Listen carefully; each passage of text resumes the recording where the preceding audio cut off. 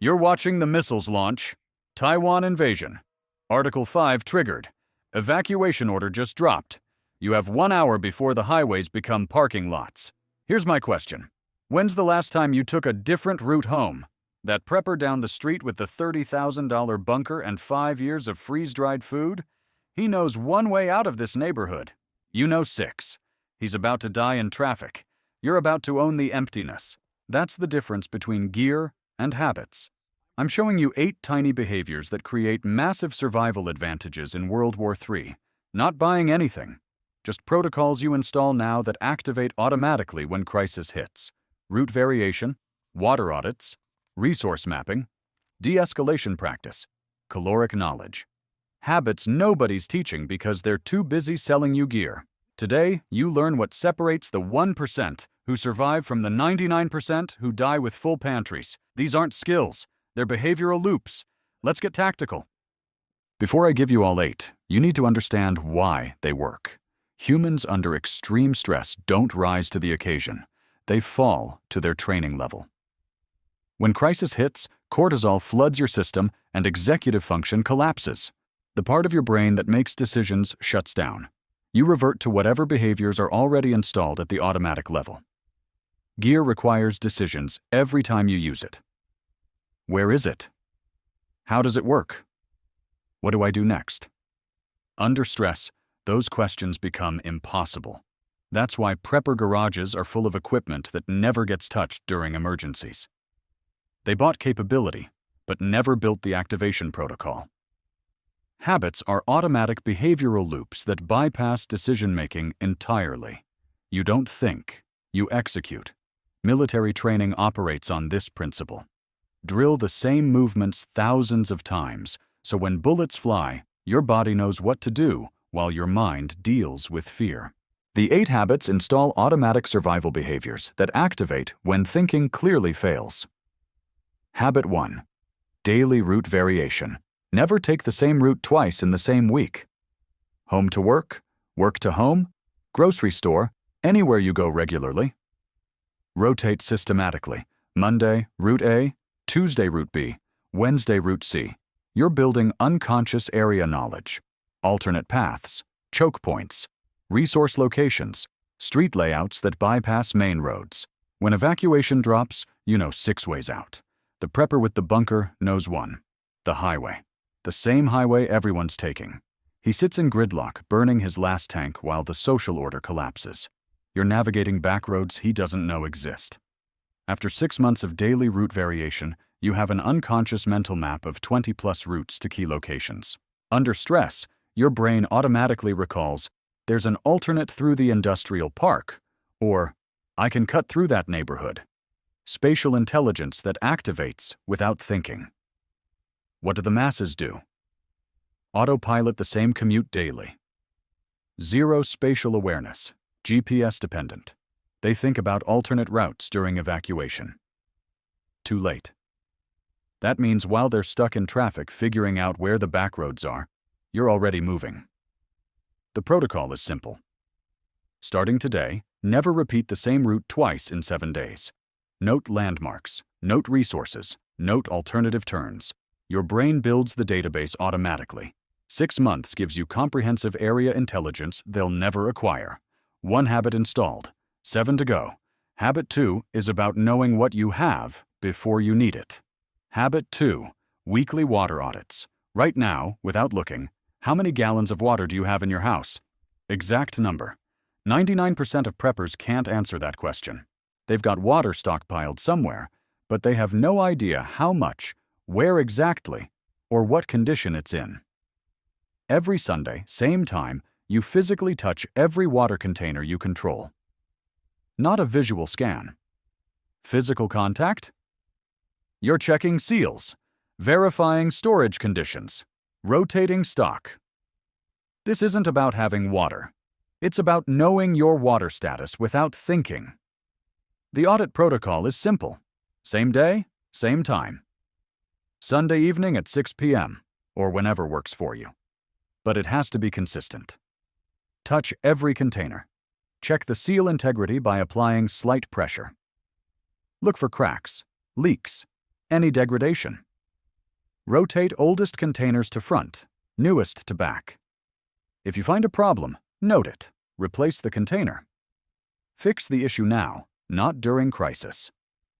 After 3 months of weekly audits, you know the exact location, quantity, and condition of every water source in your control. The behavioral mechanism is repetitive physical interaction. Your hands build the memory. When crisis hits and stress destroys your ability to think clearly, muscle memory guides you to water locations automatically. Even in darkness. The tactical advantages are massive. You discover container failures during normal times when you can fix them. You know your hydration runway automatically. 14 gallons equals 7 days for 2 people at 2 liters per day. You don't have to calculate that under stress. You already know. When you need to make instant decisions about water acquisition or rationing, you're operating from complete information. Zero cognitive load for the most critical resource. That means your brain is free for other survival tasks while they're still trying to figure out their water situation. What do the masses do? They panic buy water once, stack it in the garage, never check it again. 3 years later, when WW3 kicks off, they discover cracked containers, degraded seals, evaporation losses. They waste critical hours on day 3 of the crisis, dealing with water failures when every hour matters. You verified your water status 72 hours before the crisis even started. 2 habits down: spatial intelligence and resource awareness. Habits 3 and 4 are about operational intelligence, seeing what's there before you need it. Habit 3, monthly resource mapping. Most people couldn't name 5 resources within a mile of their home. You're going to know 50. Once per month, you systematically map 1 resource category in a 2-mile radius of your home. Month 1, water sources. Public fountains, swimming pools, streams, wells. Month 2, pharmacies and medical facilities. Month 3, hardware stores. Month 4, food retail. Month 5, fuel stations. Month 6, public buildings with useful resources. You're not planning to loot. You're knowing what exists and where before panic obscures memory. The mapping protocol is simple. Use phone maps to identify all locations in your chosen category. Screenshot everything. Save to offline storage. Then physical verification. Drive by or walk by every location. Confirm it actually exists. Note the building construction. Count the access points. Assess visibility from main roads. Document it in a simple spreadsheet. Address, resource type, access notes, last verified date. After 6 months, you've mapped 6 resource categories across your entire operational area. After 12 months, you have comprehensive intelligence on your 2-mile radius.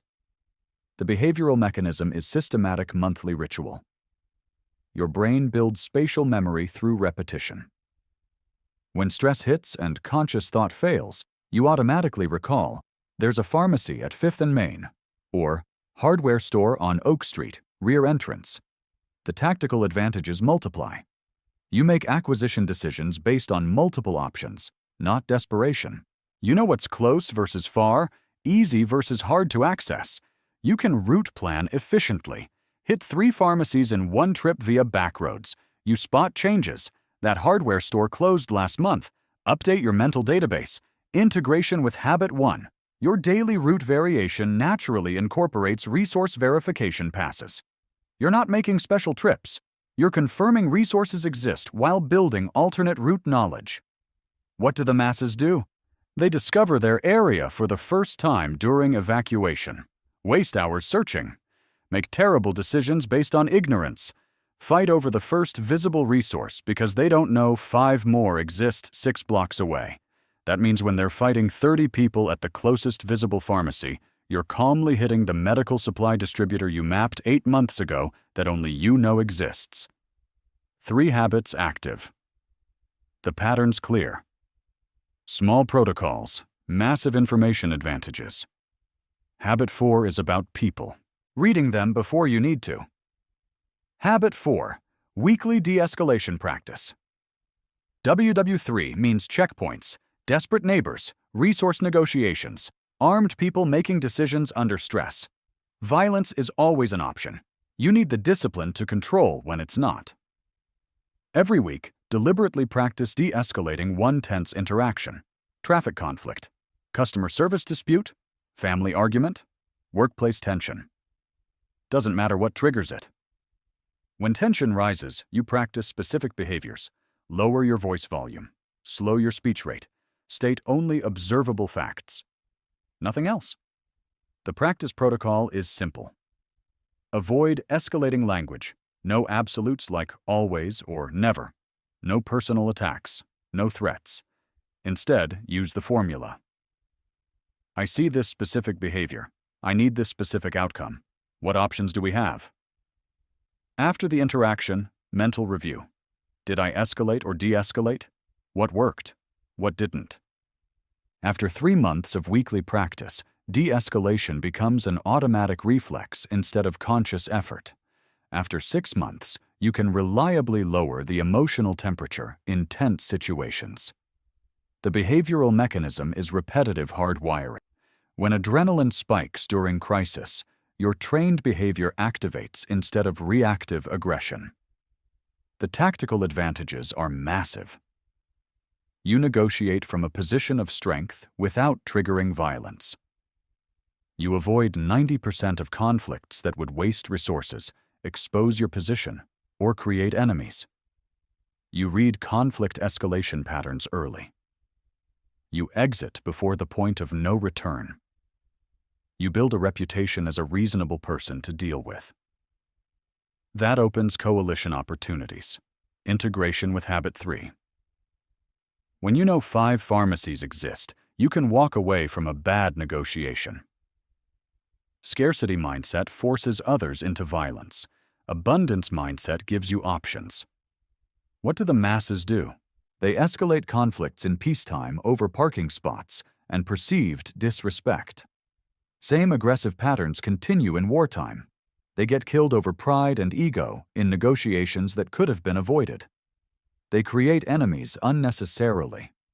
That means when they're getting shot at a checkpoint because they argued with a nervous 19-year-old soldier holding a rifle, you're passing through calmly because you know exactly how to manage tension without surrendering position. 4 habits installed. Routes, water, resources, people. The next 2 are about efficiency. Getting more from what you have. Habit 5. Caloric density knowledge. How many calories in a pound of rice? A cup of flour? A tablespoon of oil? You should know without Googling. Here's why. Weekly drill. Calculate the calories in 1 meal from memory. Verify accuracy afterward. Know the calories per cup and per pound for core survival foods. Rice is 1,650 calories per pound.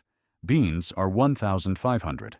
Flour is 1,650. Oil is 4,000. Sugar is 1,750. Peanut butter is 2,700. These numbers need to be automatic. This isn't about nutrition. It's about survival math under pressure. The practice protocol is simple. Every grocery trip before checkout, estimate total calories purchased. At home, verify actual caloric value using package labels. Adjust your mental models. Weekly drill. Look at a random meal and calculate total calories from memory. Track your accuracy over time. Goal is plus or minus 10% without references. After 3 months, you have automatic caloric assessment of any food or purchase. After 6 months, instant "is this worth carrying?" decisions based on calorie-to-weight ratio. The behavioral mechanism is repetitive calculation building an unconscious database. You stop seeing bag of rice. You see 750 calories per pound. The tactical advantages multiply fast. You make superior acquisition decisions during panic buying. Grab oil and peanut butter at 4,000 and 2,700 calories per pound, while they fight over bread at 1,200. You know exactly how long supplies last. 20 pounds of rice plus 10 pounds of beans equals 31,500 calories. That's 15 days for one person at 2,100 calories per day. You can assess barter value accurately. Trade 2 pounds of sugar for 3 pounds of rice? No. You're losing 1,000 calories in that deal. Integration with habit 2. You know both your hydration runway and your caloric runway automatically. Complete resource status without thinking. The survival math that matters. You need 2,000 to 2,500 calories per day to maintain function. Every pound of food equals a specific number of days. Calorie-dense foods mean longer sustainability from smaller stockpiles. What do the masses do? Hoard random food based on shelf space or panic instinct. No idea if 50 cans of soup equals 2 weeks or 2 days. Make terrible acquisition choices. Carry heavy, low-calorie foods. Can't assess barter value. Starve slowly while thinking they have plenty of food. That means when they're carrying 40 pounds of canned vegetables totaling 6,000 calories, you're carrying 10 pounds of rice and oil totaling 20,500 calories and moving 3 times faster. 5 habits active. Routes, water, resources, people, calories. Now let me show you how they multiply. Here's what preppers miss. Habits don't add, they multiply. 5 isolated behaviors give you 5 advantages. 5 integrated habits give you exponential capability. Watch the multiplication. Habit 1 times. Habit 3 equals complete area navigation intelligence. You know 6 ways to reach 50 resources. That's 300 path resource combinations. You route optimize in real time during crisis, while they're stuck on the one road they know. Habit 2 times Habit 5 equals precise resource runway. You know exact survival timeline. 14 gallons water plus 35 pounds food equals 18 days for 2 people. No guessing. No waste. Optimal decisions under pressure.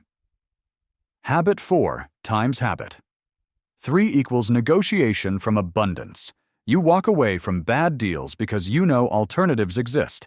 They negotiate from scarcity and desperation. Worse outcomes every time. Route variation plus resource mapping creates anomaly detection. You spot changes they miss. That store closed. New checkpoint appeared. Population movement patterns shifting. Early warning signs. The system creates capabilities you never explicitly trained. Pattern recognition.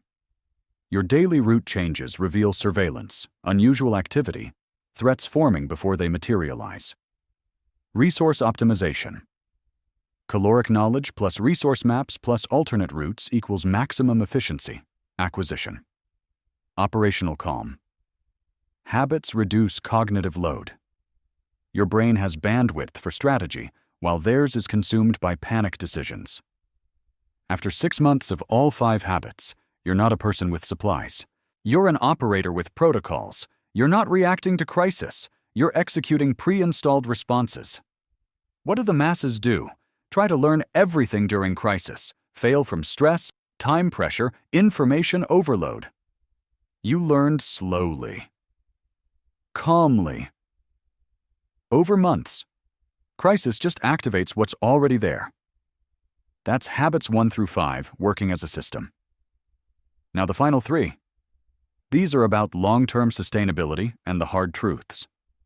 The first 5 habits keep you operational. The last 3 separate survivors from rebuilders. These aren't about month 1, these are about year 2. Most people won't maintain these. Here's why you will. Habit 6. Monthly skill documentation. Once per month, write 1 survival procedure in a physical notebook. Not journaling. Creating external memory for when your brain fails under stress. Water purification steps. Wound care protocols. Food preservation methods. Equipment repair sequences. Navigation without GPS. Procedures you can reference when conscious thought breaks down. The protocol is simple. 30 minutes monthly. Test the procedure before writing. Step-by-step format anyone could follow. After 1 year, 12 documented procedures you can reference under pressure. After 3 years, a comprehensive survival manual written in your own experience.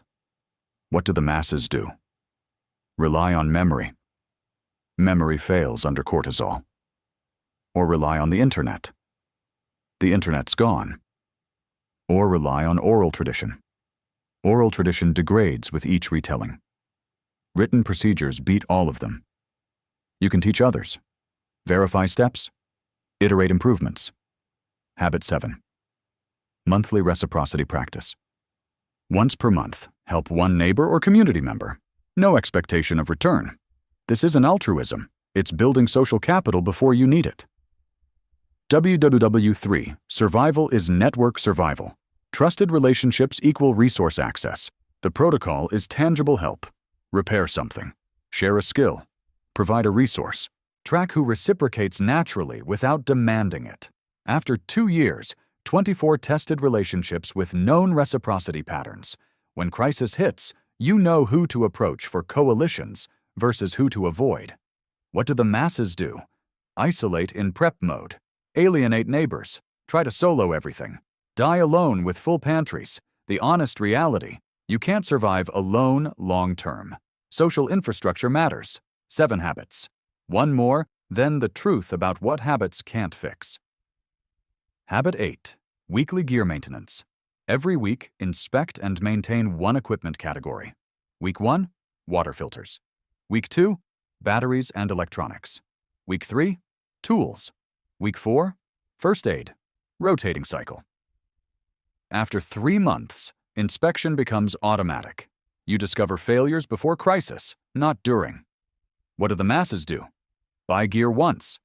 Never maintain it. Discover dead batteries and clogged filters on day 2 when replacement is impossible. Now the part nobody wants to hear. What habits can't solve. Habits take time to install. If WW3 triggers in 3 months and you start today, you're partially prepared at best. No crash course replicates 2 years of behavioral conditioning. Partial habits beat 0 habits. But you're racing the clock. Habits require sustained discipline. Most quit after 2 to 4 weeks. You have to want operational superiority more than comfort. Scenarios habits can't fix. Direct strike. Overwhelming force. Random catastrophic luck. Habits improve odds dramatically, but don't eliminate chaos. Better positioning, better protocols equal better odds, not guarantees. So here's your choice. 2 paths. Path 1. Close this. Forget these habits. Try to install protocols under stress.